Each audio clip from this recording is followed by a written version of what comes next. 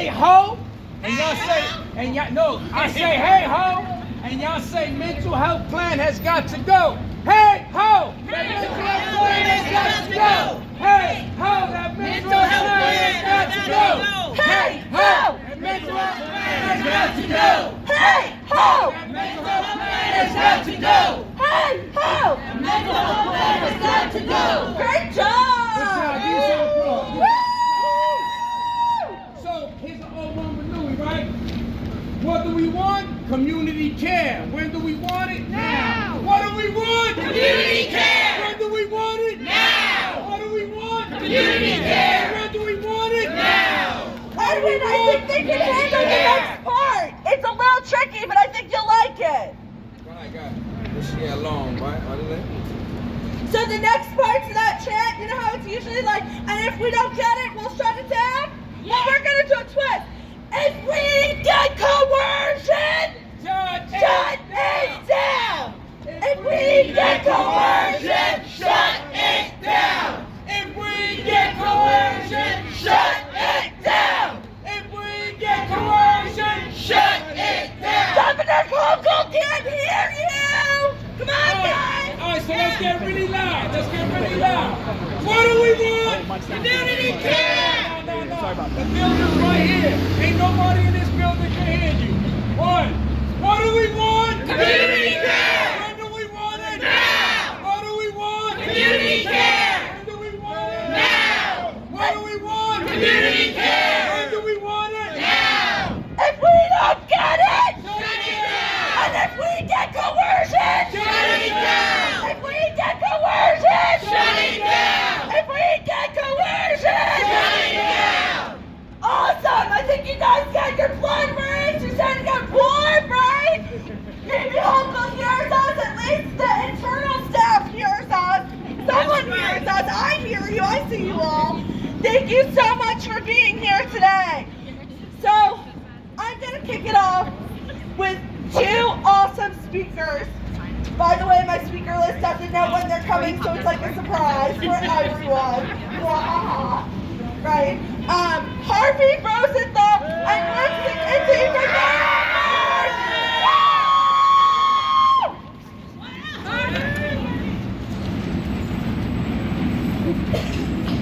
Hey everybody, can you hear me? Yeah. Thank you so much for coming out, Recovering and Rights Warriors.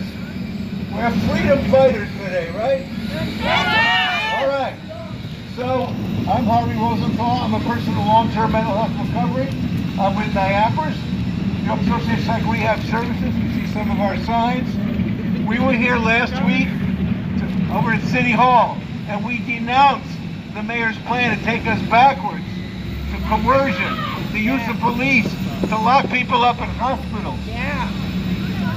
When people need housing, what's the answer to that? Is it a hospital? No. When people need food, shelter, and clothing, which is being used to hospitalize people, are they going to get that in a hospital? No. All right then. So we're here today to tell Governor Hochul. We told the mayor, no way.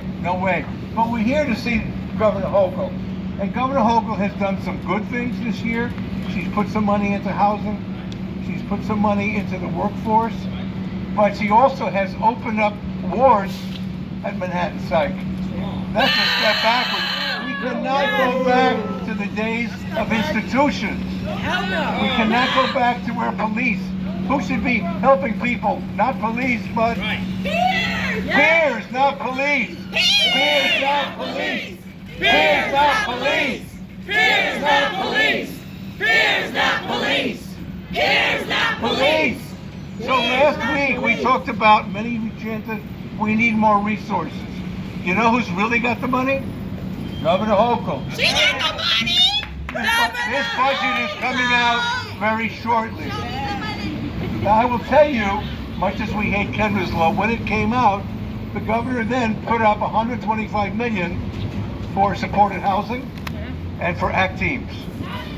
We need hundreds and hundreds of millions of dollars. And she The got governor it. has an opportunity to succeed where governors have failed. They kept back our money. We would be 1/3 more money. We would have much more housing. They want to put people in hospitals. People have been cycling in and out of hospitals. That's no answer. People are leaving hospital to come back because it's the wrong experience, and they plan out. You know, when you get out, there's nothing for you. Yeah. We know there are 3 things for people to help them not go back. Someone to join you and walk next to you and stay with you in the community, and that's called a peer bridger, right? A housing program that will actually take you and not come up with excuses. Whether you're using, whether you're taking or not taking medicine, whether you're in extreme states, we need housing first. Housing first, not hospitals. Ready? That's right. Housing first, not hospitals. Housing first, not hospitals. Housing first, not hospitals. Housing first. Now, we learned last week in a meeting with the mental health commissioner that the OMH is coming out with 500 beds that will be housing first. So we want to say to the governor, that's a start. We've got to keep that up. The governor's budget is coming out soon. We need a huge, the governor has a chance to take this on as her legacy. The governor who came forward and spent the money to help us out. So let's end with this. Governor Hochul, show us the money. Governor Hochul, Show us the money. Governor Hochul, show us the money. Governor Hochul, show us the money. Thank you.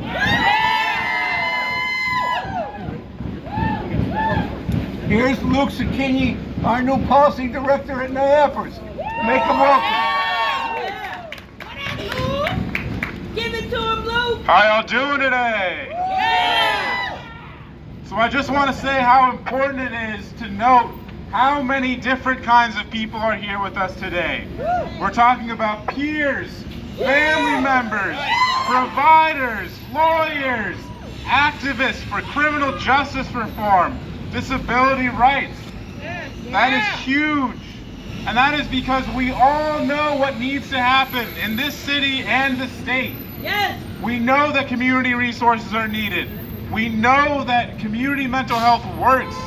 We know that hospitals are not the answer to cure homelessness or our mental health crisis right now. So we want to be here to tell this governor and the mayor how important it is to reinvest in our communities, to reinvest in the people who look like those they serve, the people who understand the situations they are going through, and the people who can help them get the help they need. So please, with me, tell the governor, show us that money. Governor Hochul, show us the money. Hochul, show us the money. Governor Hochul, show us the money. Governor Hochul, show us the money. Thank you, Luke.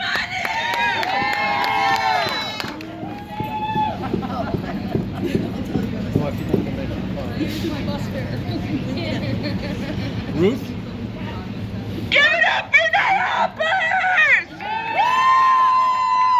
For those of you who joined us, thank you! Again, I'm Jordan Rosenthal, today's MC, and I'm so grateful to be in community with all of these amazing advocates in the cold who are here to tell Hochul community care, not coercion!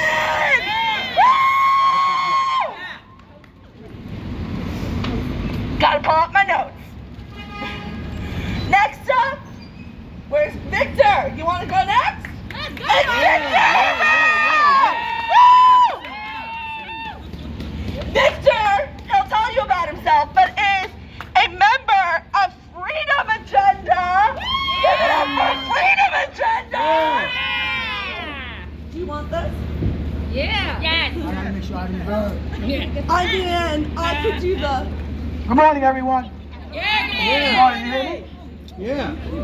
Yeah, I'm sharing this because it's a personal experience that I went through, okay? And what the directive that the mayor's putting out is reminiscent of what I experienced. Louder. Someone hold it. Someone hold my. During my entry at shelter, 30th Street Men's Shelter,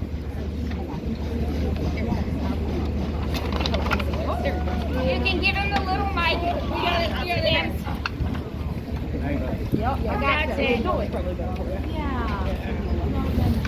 Thank you. During my entrance to shelter at 30th Street Men's Shelter throughout the transitional period, I was the subject of an abusive and quite brutal practice of being reported as emotionally distressed on account of my grievances against the old policing practices that incessantly criminalized normal human behavior, whether it was restrictive measures taken to keep in-crisis constituents from bringing hygienic type needs into shelters.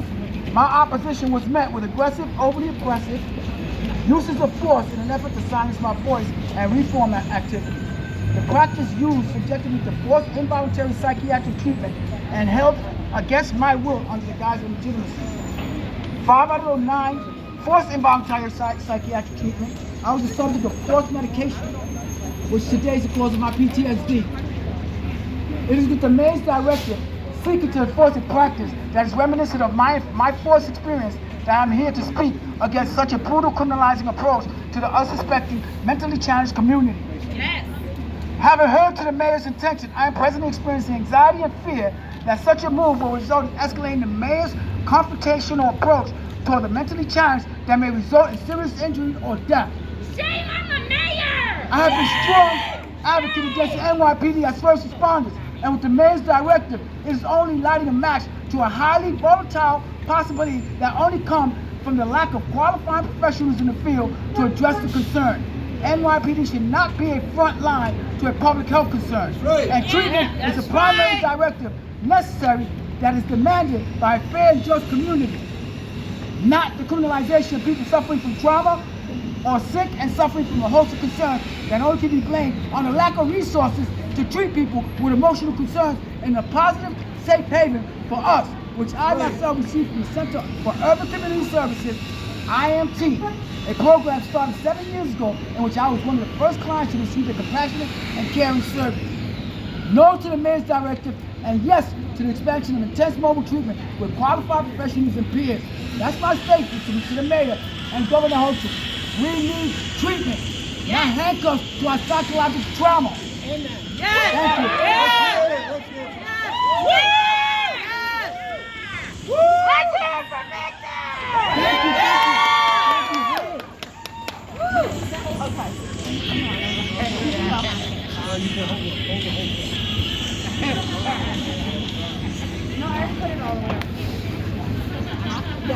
Next up, we have Ruth Lowenkron from New York Lawyers for the Public Interest. Give it up to Ruth!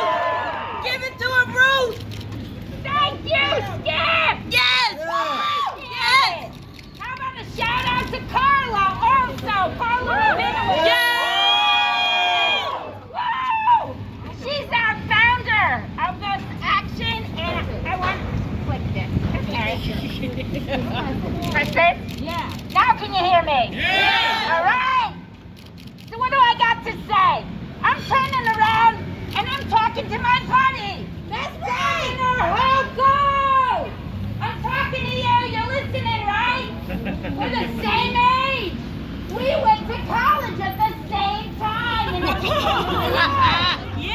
know you're listening to me because what I say is important. And what I say goes, and you know why? Because I'm right on this one.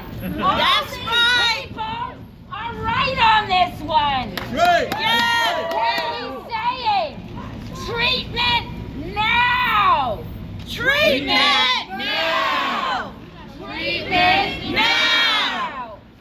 You know another reason that you're gonna listen, please, Governor Hochul, is because some of us have sued the mayor for what he's been doing. That's because right. it is illegal. That's right. And I know you, Governor Hochul, you do not want to be involved in something illegal. Do the right thing, Governor Hochul. And let me tell you what the right thing is. CCIT NYC. Correct crisis intervention today. New York City. I gotta swallow this thing. Buttons for anyone who wants them, by the way. So what was I saying, Governor? CCIT NYC has a very important proposal. It says we too care about people who are homeless. We too care about people with mental health issues. But we've looked around the country and the world, and we know that locking people up in psychiatric hospitals and having the police take them away to psychiatric hospitals is not the answer. Wrong. The answer, Governor Hochul, is our plan to take peers, those with lived mental health experience, and health professionals, not police. Right. That's right. We train them like they've done across the country. Look at Oregon. Look at Los Angeles. Look at San Francisco. They know it's not a police response. It's a health response. That's right. Health care, not police. Healthcare, not police. Healthcare, not police. Healthcare, not police. Healthcare, not police. Fear's not police. Peers, not police. Fear's not police. Peers, not police. Fear's not police. So finishing up before I get the hook, which I'm about to get, I want to tell you, our plan works. Our plan works. And what it does is have trained people take care of our brothers and sisters. These are our families and friends, and we must take care of them in the way that they should be taken care of. Governor Hochul, do you hear me? Do you hear her? I don't think so. I want to hear you. Peers, not police. Peers, not police. Peers, not police. Peers, not police. Peers, not police. Peers, not police. Okay, listen, wait 1 second. I know it's not civil disobedience if you ask for permission, but I want to be good neighbors to the community people who are going to work, so if we can just make sure there's a pathway. Thanks, everyone. I just want to be a good neighbor. Yes. Right? Yes. We're talking about being good neighbors. Right. So, on my way here today, I was at a Starbucks, and there was a homeless man who stole 2 things, and there was a scene that happened, and I stepped in, and I said, would you like me to pay for that? And they said, no, it's okay. And I said, you know, that man is struggling right now. It's cold outside. There's, you know, these laws going into place that we're here to say that are not okay. Coercion is not okay. And I'm telling you this story because it really hit me. I'm thinking of being here and talking to Governor Hochul and what this is really about. And the Disneyfication of New York City is unacceptable! Unacceptable! We are a community! We care about our people! Which is why, if this person feels ready, I'm going to have a very special advocate come up, Ari, who works at the Crisis Respite Center at Community Access. Thank you! Joe's gonna hold the megaphone. Okay. Hold the megaphone. Do you want me to hold it? I can hold it. Do you want to? I think you just sounded like I just hold that part. Yeah. She's like he's talking to. Yeah. Okay, Chrissy, come on. Yeah. All right then. Got it. Where are you from? I'm from New York. All right. No, that organization. I'm with Community Access. I work with the Peer Respite Center. Hi, my name is Ari Coercion. I work for Community Access at our Crisis Respite Center. I use they, them pronouns. I am a peer living with schizophrenia, but most importantly, I am an artist, longtime mental health advocate, and community member. About 12 years ago, I was living in Washington, D.C., and was going through a divorce with my now ex-husband. When he threw me out of our home and I found myself seeking support and safety at a crisis respite center, that ultimately changed my life. I spent 3 weeks of that respite, and it was there that I was given the support, the compassion, and the encouragement I needed. Crisis respite centers offer a soft landing in a world of harsh handoffs. Yes. When I heard the news of Mayor Adams' recent policy proposals, I was stunned and deeply upset. His proposals are inhumane and violent. That's right. Yes. Let me tell you about the difference between involuntary hospitalization and a crisis respite center. When you are involuntarily hospitalized, you are treated like a child. You have no autonomy or voice. Everything is highly restrictive, including accessing information about yourself. You can go weeks on end without going outside or feeling the sun on your face. At a crisis respite center, you are treated like an adult. You are acknowledged as a human being who is facing challenges. You are not stripped of your dignity. Most importantly, at a crisis respite, you can recover in freedom. I used to think I was strange because I'd gone to a crisis respite center following a forced hospitalization. But through my work, I've learned that this trajectory is all too common. Working at the Community Access Crisis Respite Center for the past 6 months has changed me. I am better for working here. That's right. I am here today because it is clear as day that the solutions are in front of us. We need to be investing in housing first, clubhouses, peer certification programs, and building more crisis respite centers. I ask of you, Governor Hochul, to say yes to community care and no to coercion. Thank you!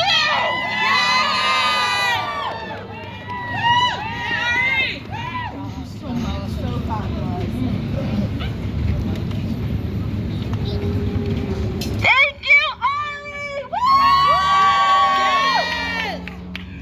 Next up, we have Shaniqua Moore from the National Association of Social Workers! Give it to them. I'll hold it. You just press this.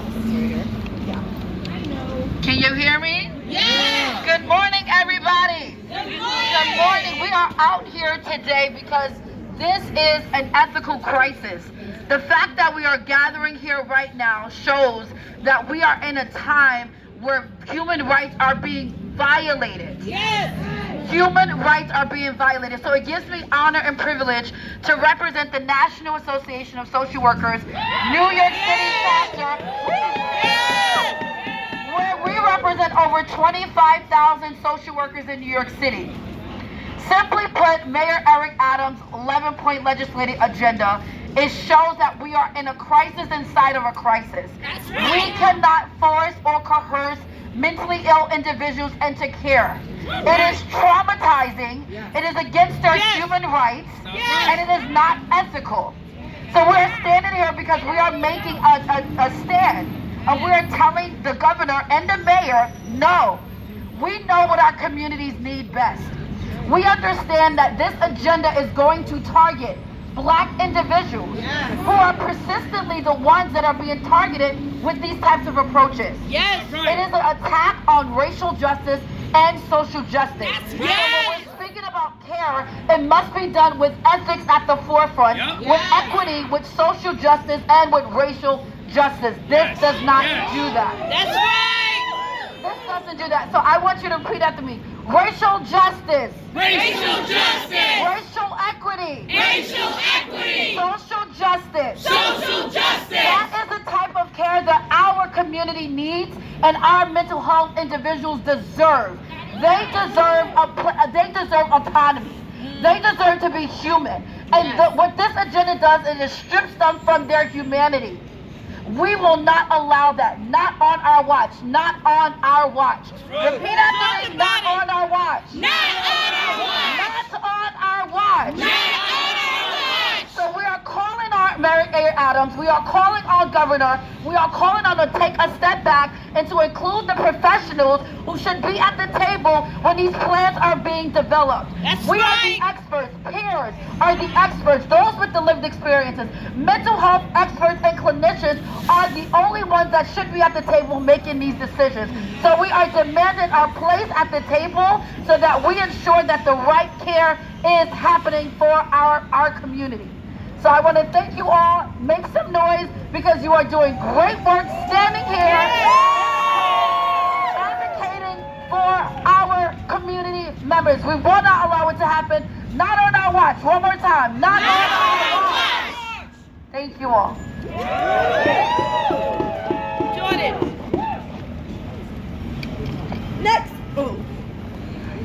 up, I have another dear friend of mine. Well, all of you are dear friends of mine. But this one has been with me for like, I don't know, 3 jobs now. It's been a while. Helen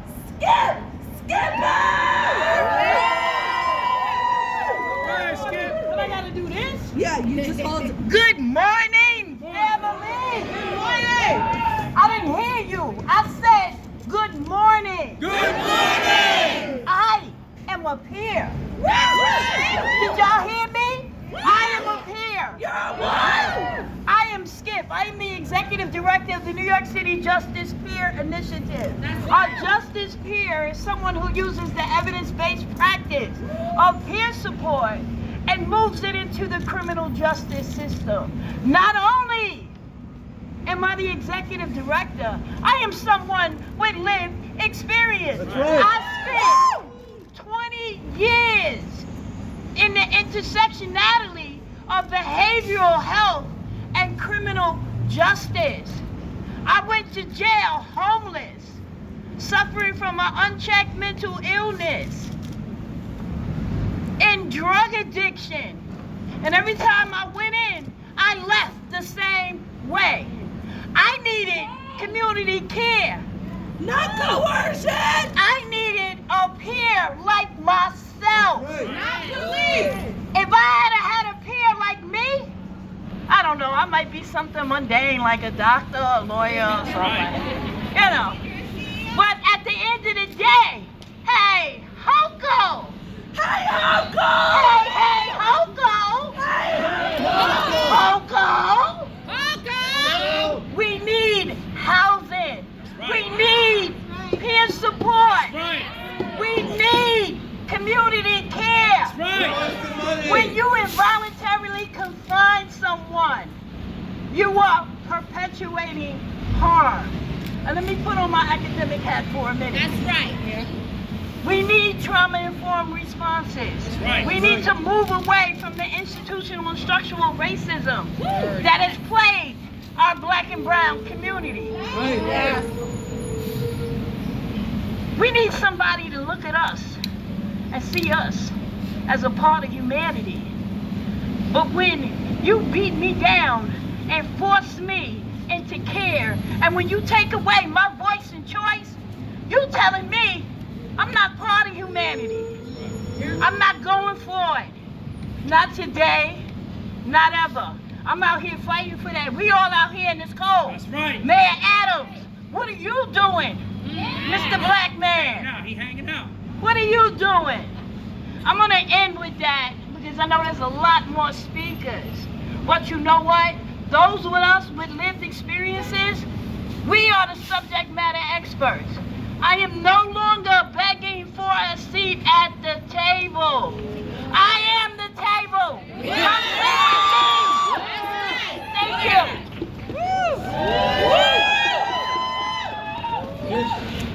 Thank you so much, Skip. So next up, we talked about peer experience. We talked about lived experiences. We've talked about where the money is. But let's talk about where that money should go. Yes. We need some supportive housing. Yes. So I'm very honored to introduce our our next speaker, the Executive Director of the Supportive Housing Network of New York, Pascal Leon. Okay. Wait, can someone help me and hold this for the next one? Thank you. Sorry, I just need to update my who's speaking list. Good, you got it. Good morning, New York. Can you hear me? Yeah. Good morning, New York. Good morning. It is cold. It is cold. But nothing is more cold and cruel than the ill-conceived, short-sighted, undignified approach to the experiences of unhoused neighbors by this administration. Yeah. No more, right? No more! As she mentioned, good morning, my name is Pascal Leon, she, her pronouns, and I am so honored and proud to be alongside my fellow New Yorkers this morning to fight for a dignified approach to our unhoused neighbors who are facing mental health, substance use, and other crises on the streets. We have a better answer. We know it's called supportive housing. Can you say that with me? Supportive housing. Resources will be much better used and invested in something that we know ends homelessness, that ends forced hospitalization. So say it with me again. Housing, not forced hospitalization. Housing, not forced hospitalization. Community care, not coercion. Community care, not coercion. Supportive housing, not handcuffs. Supportive housing, not handcuffs. As the people said, this is a racial justice issue. This is a disability justice issue. Yes. This is a human rights issue. Yes. And this is a housing justice issue. Yes. So we are here today to the governor, to the mayor, for them to hear us loud and clear. We will not stand for this any longer. We need a humane and dignified approach to our unhoused neighbors experiencing behavioral health crises. No longer will we stand by and allow the trauma that is caused. We know what happens when law enforcement are brought in, when people are crying out for crisis, whether themselves or their family. Too many times it's met with violence and tragic ending. Those resources, again, we better spend investing what we know what works, housing. So last time, supportive housing, not coercive care. Supportive housing, not coercive care. Thank you all. I'm here. I know. It's like my workout for the month.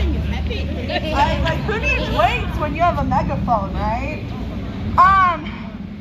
Okay, wait 1 second. Let me pull out my list again. Actually, you know what? Kim, you ready? You wanna go? Yeah!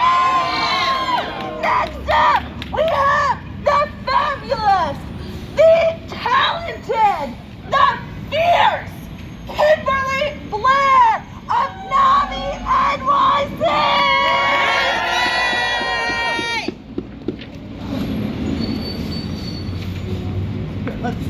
Let's switch. You want to switch? There we go.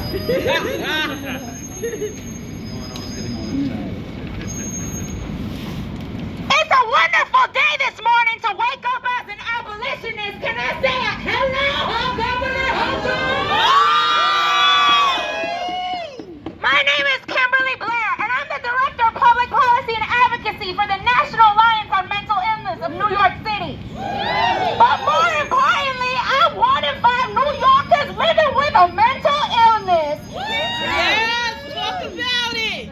But you know who we're not thinking about sometimes? The 4 out of 5 New Yorkers that are supposed to be the loved ones, the family support, and the friends that are there, and oftentimes the true first responders of mental health crises. That's right. Our city is not thinking about those people. They're not investing in family support. No, they're not. They're not invested in supportive housing. Nope. What do they give us? They give us police. Increase police. Today, my organization is here to let the city know and let Governor Hochul know that coerced treatment is not treatment. Say it with me. Coerced treatment is not treatment. When we first heard the announcement, we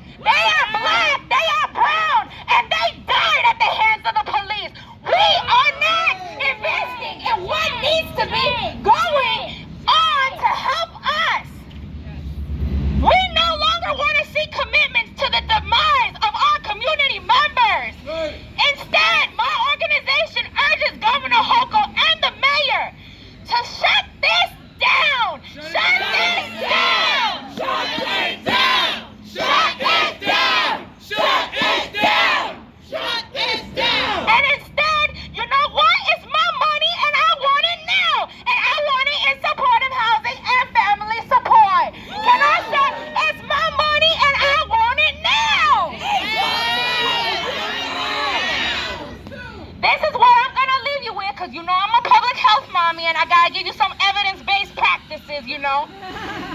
Research also shows that when many peers living with severe mental illness maintain close contact with informal caregivers, we talking parents, siblings, children's partners, and they perceive that family support as critical. Yet our state doesn't invest in that. When considering people living with SMI, one study revealed that the simplest approach of basic family psychoeducation was associated with the lowest relapse rate. I'm talking about more people in recovery now. These are the evidence-based solutions we're calling for. So Governor Hochul, the time is now to stand up for New Yorkers with mental illness. Are you going to be on the right side of history or what? Community care, not coercion. Community care, not coercion. Community care, not coercion. Community care, not coercion. One more time, community care, not coercion. Community care, not coercion. Thank you.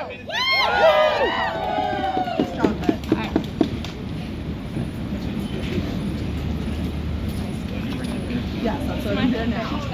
Okay. Had to check my notes to make sure I give everyone the correct name and organization. Thank you. Next up, we have a new member to me, at least, but you guys might know them, and which is very exciting. Antoine Cragwell of DBGN. Yeah. What's up, Antoine? Thank you very much. Thank you very much. Can you guys hear me? Yeah. Can you guys hear me? Yeah. Say after me, coercion, not community care, not coercion. Community care, not coercion. Say after me, community care, not coercion. Community care, not coercion. All right, watch this. We have a black mayor. We have a black speaker of the city council. We got a black speaker as the state assembly speaker. And we have a black woman as the president of the New York Senate. We got 4 black people in government. What are they doing to ensure that another black person is not killed because of their mental health? When the police shows up, it's a black person's worst nightmare. That when they call 911, and the police shows up with guns blazing and lights flashing, they know that they're saying goodbye to their child. It's not right. They know that their child needs care, but they know that the child is not going to get that care because they know that that child is going to be transformed. It's going to be injected with all sorts of chemicals that is going to alter their mind state. They're going to be cycling in and out of mental health facilities. We know that when our black and people of color community members see police, we get really scared. Yes. We are deathly afraid of our lives. We call on Governor Hochul and those 4 black electeds to step up and do something for our communities. Many people are walking up and down on 3rd Avenue and going in and out of this building. How many people walking up and down and going in and out of this building are struggling with mental health and are one step away from being institutionalized? How many? Let's call on Governor Hochul to do something to stop this, to stop Mayor Adams' plan. Stop it from implementation and give it at least a year. Provide funding for mental health first aid. Provide funding for crisis intervention training. Provide funding so that police don't have to respond. Police should not be responding to mental health. Police should not be responding to mental health. Say that with me. Police should not be responding to mental health. Say that with me again. Police should not be responding to mental health. Period. Thank you. Thank you. Wait 1 second. Gotta check the list again. Can someone hold this for me? Thanks. Oh yes. Here you go. Thank you. Okay. Can you hold up? Okay, next up, we're gonna get a medical perspective. That's right. Seth, is your speaker ready? Okay, awesome. Next up, we have I believe the Chief Medical Officer, Psychiatric Officer of Housing Works, Dr. Pierre Artie.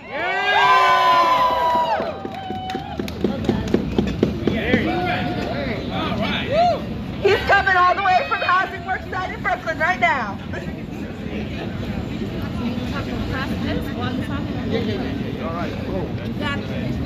Good morning, everyone. Good morning. I'm so happy and honored to be here among you. I know we've had several speakers come up and tell you what they needed to tell you from their point of view, but I want to speak from a psychiatric point of view. As was said, I'm the Chief Psychiatric Officer for Housing Works. Before that, I worked for at least 15 years inpatient over in Brooklyn, at a hospital in Brooklyn, and I have to say, this plan, this mandate of the mayor, it is just not the answer. And I'm telling you from someone who worked inpatient. It's just what they call it window dressing. Where last time I was at a rally, someone described it as making people disappear. That's all it's about. People go in, think about it. You go into a hospital, you're expecting this type of care, but you're not getting it because the hospitals are overcrowded. Certainly the doctors, the providers, the nurses, people are doing whatever they can to help the patients as much as possible, but the resources are short. And that's the reality. This is a very short-minded plan for a very complex issue involved with all types of issues pertaining to housing, to getting people the appropriate psychiatric care, and the peers have to be involved, as was said already. We have to be at the table. Providers have to be at the table. The peers have to be at the table in order to make the proper decisions for folks. From a humanistic point of view, think about it. Someone who's on the streets, who's already traumatized, who may not be in the right frame of mind, for some police person in uniform with a gun to come and approach them because of however they may be behaving.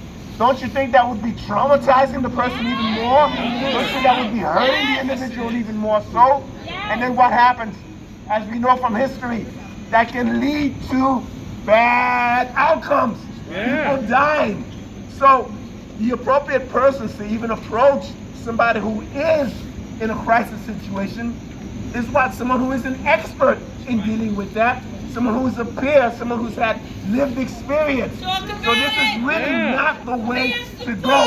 It is window dressing. It's a Band-Aid. It's not even a Band-Aid, it's just something superficial.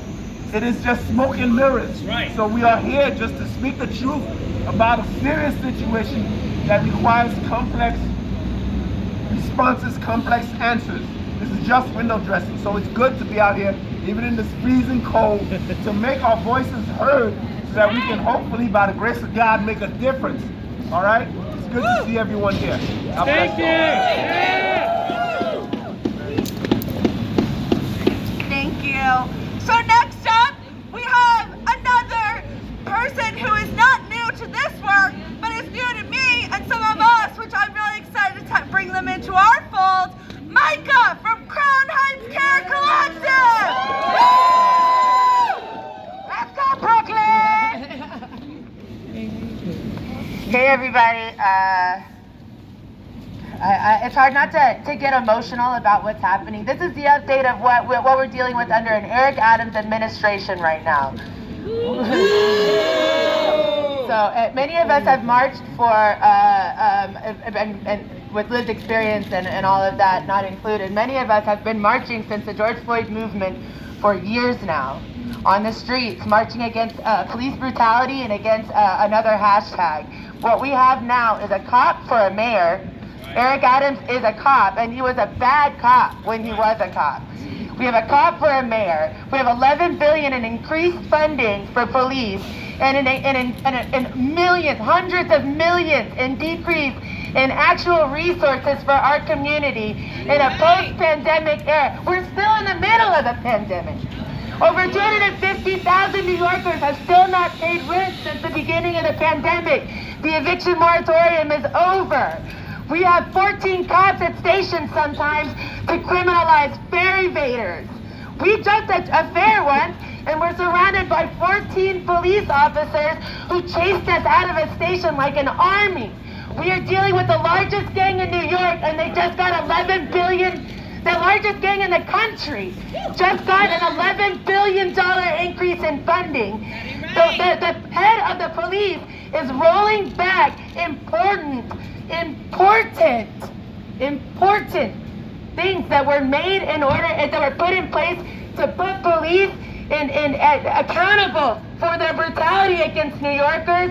This person just came on the news and said that it's too harsh on police. When we have just added the SRG, a terrorizing unit, the Strategic Response Group, terrorizing regular New Yorkers, meant to do counterterrorism, when we have people who are shooting people on trains, when there are police all over the place. Police are not helping us.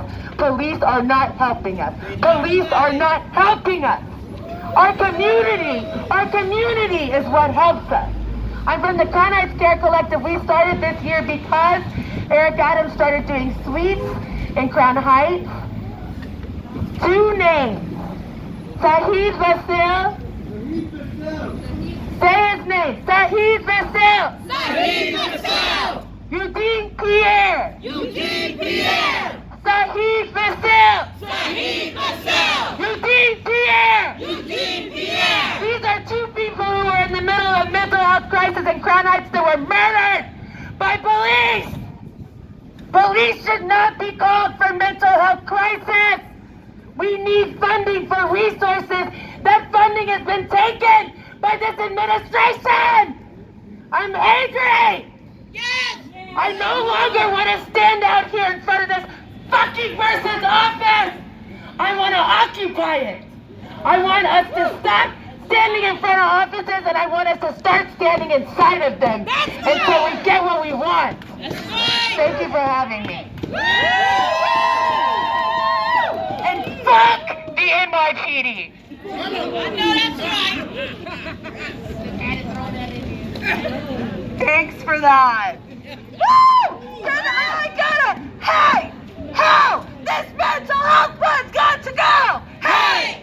How? This mental health plan's got to go! Hey! How? This mental health plan's got to go! Hey! How? This mental health plan's got to go! Thank you, everyone. We're almost done. We got 2 more speakers. I know it's been cold. And next up, we have Anthony and Pierre from the Brooklyn Movement Center!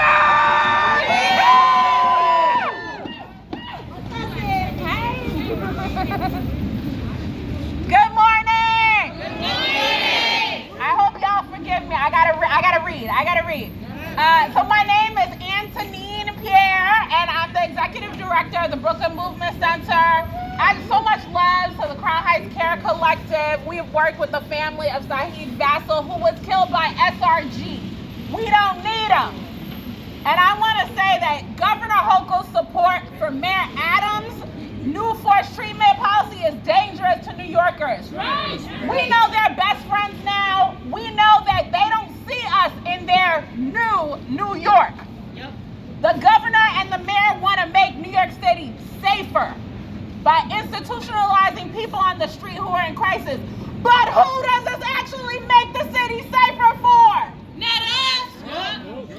We went through this in the 90s with Mayor Giuliani, and unfortunately, far too often, the only option available for Black and brown people struggling with mental health challenges is involuntary hospitalization, which is essentially psychiatric incarceration.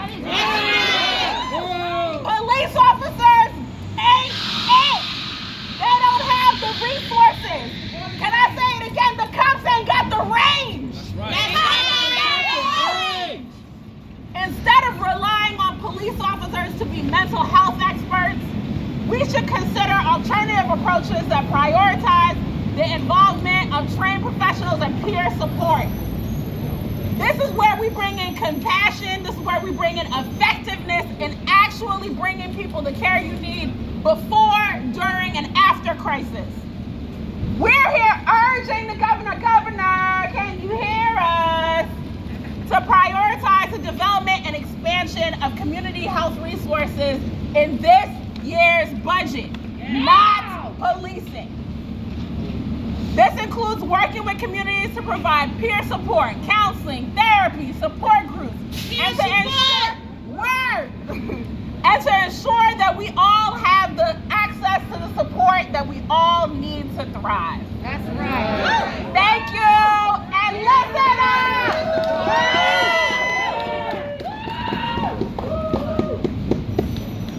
We stand together with each other.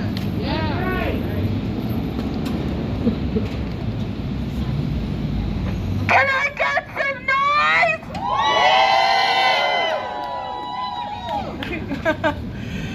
So, last up, before we close out, and I do a big thank you to all of the sponsor organizations, and honestly, every single person who has shown up today.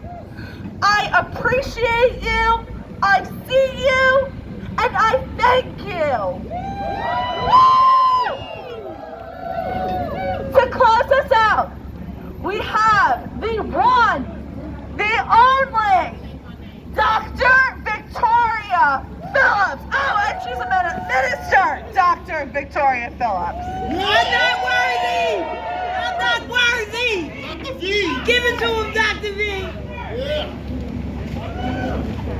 Hello? Peace and blessings. You gotta hold the button on the mic, on the thing. What about that? Peace and blessings?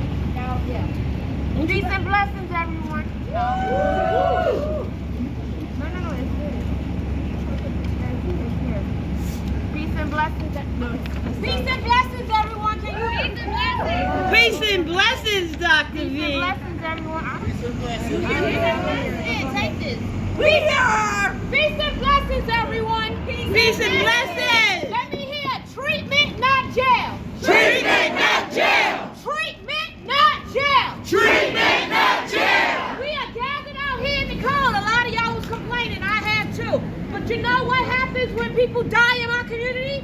We protest and we march every season, no matter what the weather is like. That's right. Today we came out here because an abomination is occurring. Our city has much sin on their hands. Excuse me, I'm Chaplain Dr. Victoria A. Phillips. Everyone calls me Dr. V. I didn't properly introduce myself. There's an abomination in our city. For 7 years, I sat on the advisory board of the Department of Corrections. Now I'm the co-chair to the Young Adults Task Force and DOC. And none of that means anything when I cannot stop my community members from being cycled throughout systems that harm them in every way possible. Talk about When it. we talk about black electeds in this city, let's be clear. We have a black police commissioner as well. We have a brown DOC commissioner as well. These are people who are also responsible for our community members and the treatment of. And you got a lot of facts today, right? Yeah. Well, I want to point something else out to you.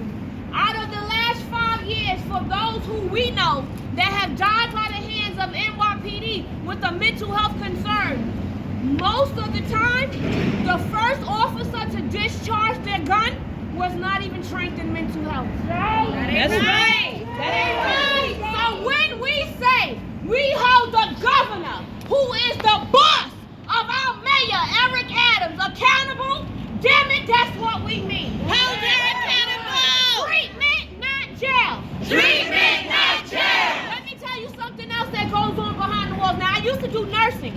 I did cognitive behavioral therapy. I've also did some forms of monitoring for those with serious mental illness and some forms of chaplaincy right in our DOC facilities here in the city. So one thing I know for sure is when someone has a mental health concern and is cycled throughout the system, 9 times out of 10 they end up in solitary confinement. Talk about it. Officers, whether police officers or correction officers, are not equipped to diagnose someone decompensating or someone in crisis in a mental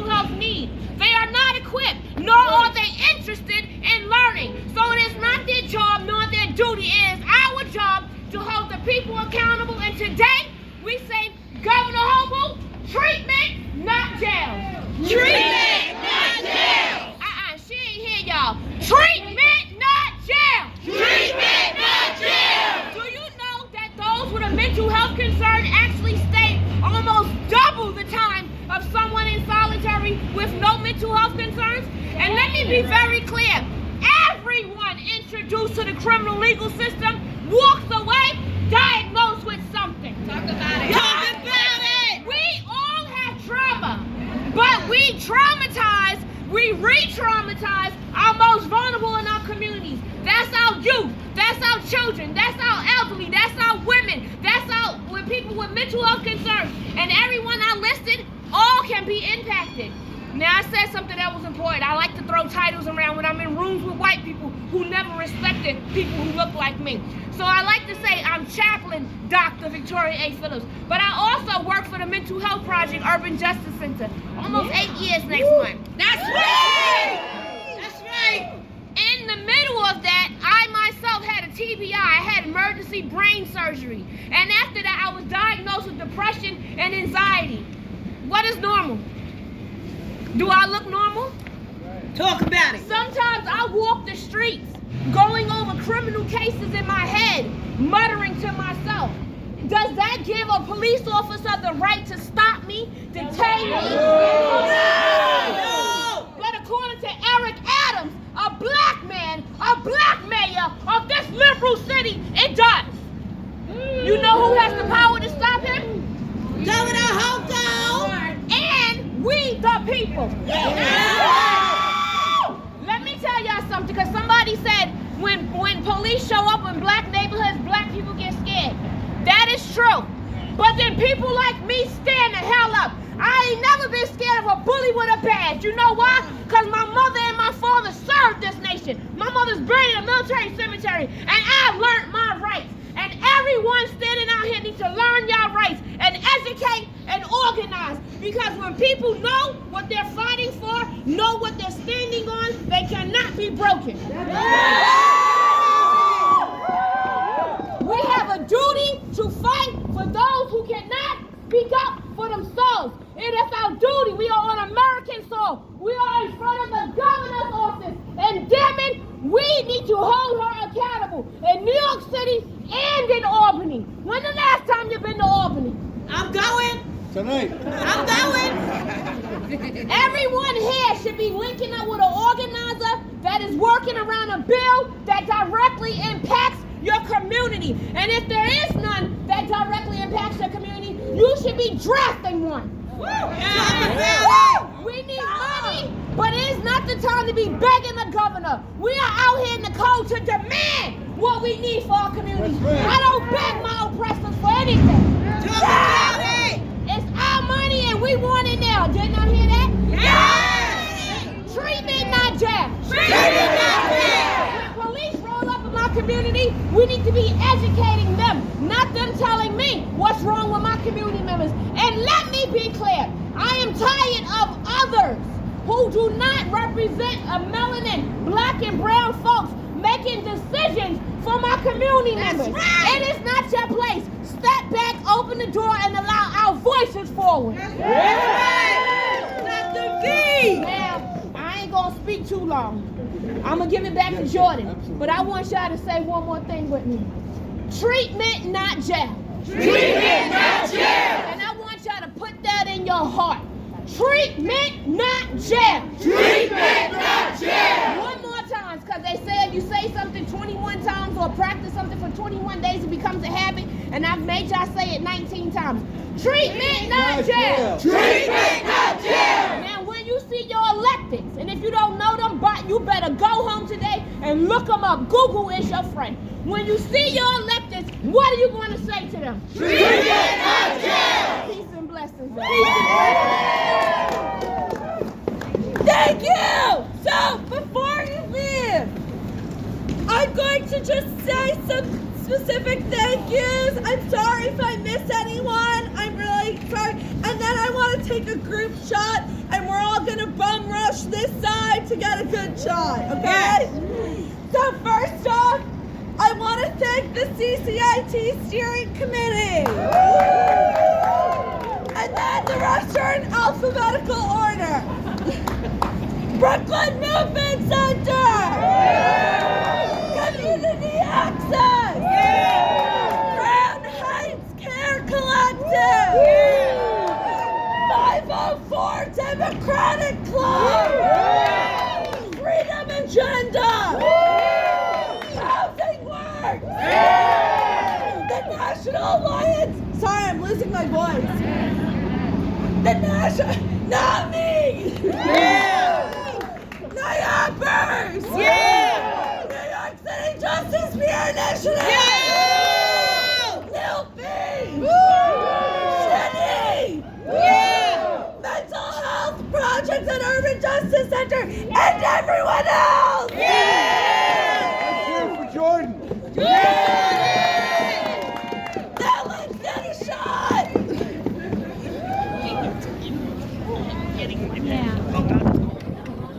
Oh my God, I'm gonna have to get us out of here.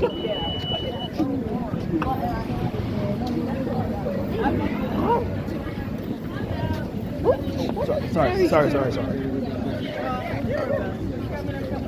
Wait a minute.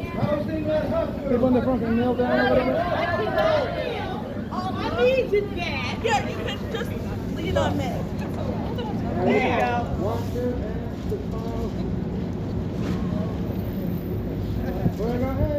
Yeah!